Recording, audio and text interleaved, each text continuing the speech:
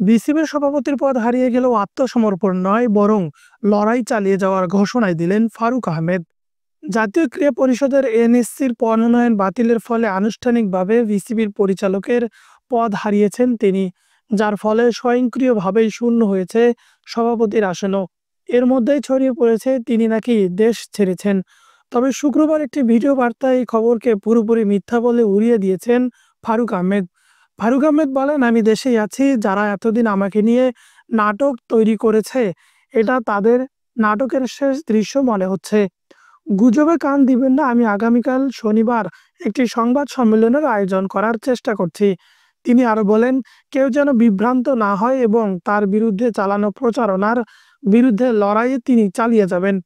পিসিবির সভাপতির পদচ্যুতির প্রক্রিয়াকে জোরপূর্বক ও অন্যায় দাবি করে ফারুক আহমেদ অভিযোগ জানিয়েছেন আন্তর্জাতিক ক্রিকেট কাউন্সিলের আইসিসির কাছেও।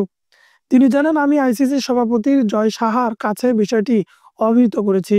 অন্তত ৫-৭ জন পরিচালকের সঙ্গেও যোগাযোগ করেছি। আমি বিশ্বাস করি আইসিসি খুব শীঘ্রই পদক্ষেপ নেবে। নিজের পুনর্বহালের আশা প্রকাশ করে তিনি বলেন, ২ বছর আগে শ্রীলঙ্কায় মন্ত্রিসভা পুরো বোর্ড ভেঙে দিয়েছিল।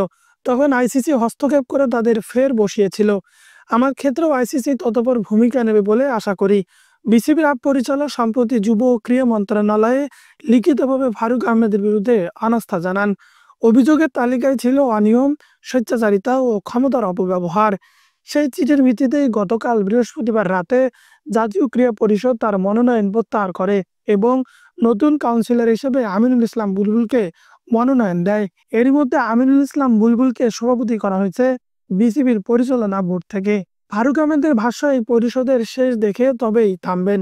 তার ভাষায় তিনি লড়াই চালিয়ে যাবেন এবং তার সঙ্গে যে অন্যায় হয়েছে তা আন্তর্জাতিক মহলে তুলে ধরবেন। তার এখনো বিশ্বাস বিষয়টি ঘুরে দাঁড়ানোর সুযোগ রয়েছে। আগামীকাল ফারুক আহমেদের প্রতীক্ষিত সংবাদ সম্মেলনেই হয়তো জানা যাবে তিনি কোন পথে এগোচ্ছেন, আইনি লড়াই নাকি আন্তর্জাতিক সহায়তার পথ ধরে ফিরে আসার চেষ্টা।